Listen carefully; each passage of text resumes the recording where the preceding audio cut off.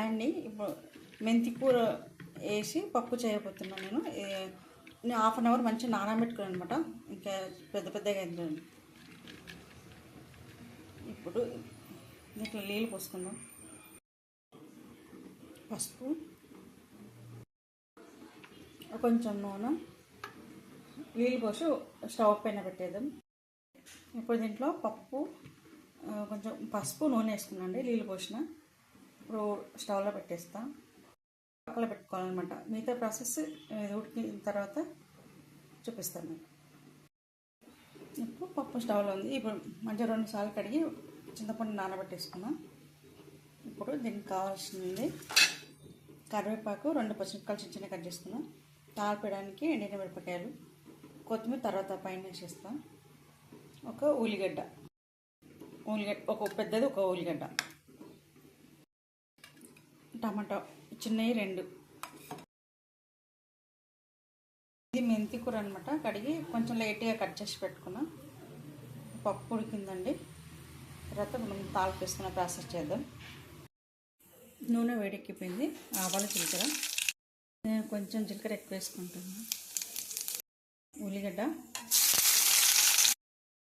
ఒక 3 ఎండిన మిరపకాయలు వేసుకోవాలి. ఒక 2 పచ్చిమిరపకాయలు వేసుకోవాలి. కరివేపాకు ఒక 3 రెబ్బలు వేసుకుంటున్నాను. ఎంత ఎక్కువ వేసుకుంటే అది మంచిదేనండి కరివేపాకు. వెళ్ళిపోయండి. ఉల్లిగడ్డ వేసినప్పుడు వేసి ఉండాలి. కొంచెం మనకి లేట్ అయిపోయింది. టమాటా చిన్న 2 కట్ చేసుకున్నాం కదా. ఈ టమాటా మంచిగా మెత్తగా కావాలండి. మనం వెల్లిపాయ వేసుకున్నాం కదా, అది వేగుతుంటే ఎల్లిపాయ స్మెల్ సూపర్గా వస్తుంది. అల్లం వెల్లిపాయ వేయకుండా ఇట్లా ఎల్లిపాయలు ఇట్లా కట్ చేసి వేసుకోండి. కొంచెం టమాటాలు మంచిగా మెత్తగా మగ్గని తర్వాత మెంతి కూర వేసుకుందాం. టమాటా కొంచెం మంచిగా మెత్తగా కావాలి. మెత్తగా మళ్ళీ తింటే టమాటా కాకుండా. ఇది మెంతి కూర వేస్తే చాలా మంచిదండి. షుగర్, బీపీ ఉన్న వాళ్ళకి కంట్రోల్ చేస్తుంది. హార్ట్ ప్రాబ్లం ఉన్న వాళ్ళకి చాలా మంచిది. 2 స్పూన్ల కారం వేసుకుంటున్నాం.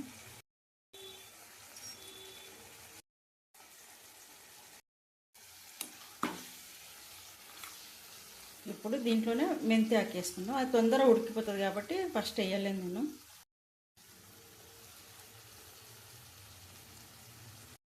ఇది మెంతి ఆకు పచ్చివాసన కొంచెం స్మెల్ పోనీకి కొంచెం మెత్తగా కానిద్దాం. తప్పకుండా ఇంగు వేసుకోండి. నేను మీకు ఇంగు వేసేటప్పుడు చూపించలేదండి, మర్చిపోయినా. ఇంగు వేసుకోవాలి. మన వేసడానికే మనకి ఈజీగా ఉంటుంది అన్నమాట.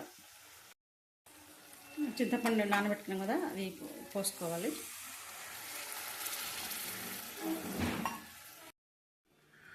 చింతపండు పోసుకున్నాం కదా, కొంచెం పచ్చి స్మెల్ పోవాలి.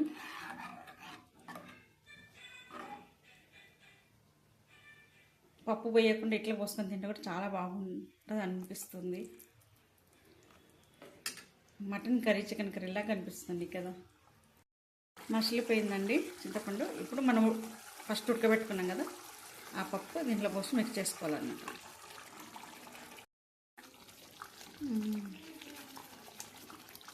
అంతే అండి, ఫినిష్. కొంచెం ఇది మసిన తర్వాత ఇప్పుడు మనకి ఎంత నీళ్ళు కావాలో అంత పోసేసుకుందాం.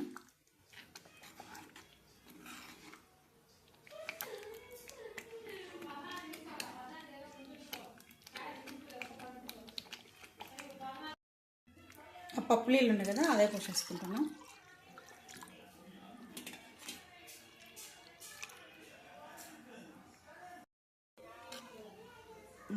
చూడండి, కొంచెం మసలాలి. నీళ్ళు పోసేసినాం కదా, అంతే అండి, ఫినిష్. మసిన తర్వాత మీకు చూపిస్తారు లాస్ట్కి ఎట్లుంటుందని. మసిలిపోయిందండి. లాస్ట్ కొత్తిమీర వేసేసుకుందాం. అంతే, ఫినిష్. స్టవ్ ఆఫ్ చేసుకుందాం. నేను తిని చూపిస్తాను మీకు ఎట్లుందని.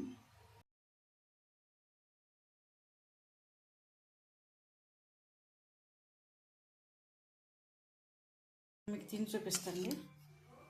స్మెల్ చాలా బాగుంది, సూపర్గా ఉంది. కానీ నేను పోసేసుకున్నాను. నేను ఇప్పుడు తిని చూపిస్తాను మీకు.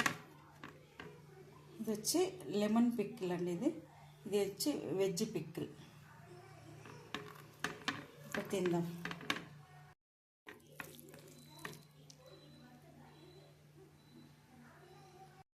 చాలా బాగుంది, చాలా టేస్ట్ ఉంది. మెంతికూర పప్పు ఇదే నేను ఫస్ట్ టైం నేను చేసింది.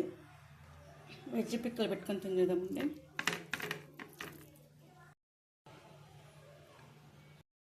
చాలా బాగుంది, మీరు ట్రై చేయండి. ఇంకా ఈ పప్పుకి అప్పలం, పాపడాలు, ఇంకా పిక్కిలు, ఇట్లా ఆమ్లెట్ ఇలాంటివి పెట్టుకొని తింటే ఇంకా సూపర్ కాంబినేషన్ ఉంటుంది. మీరు ట్రై చేయండి. మీకు నచ్చితే లైక్, కామెంట్, సబ్స్క్రైబ్ చేయండి. బాయ్ అండి, మళ్ళీ నెక్స్ట్ వీడియోలో కలుద్దాం.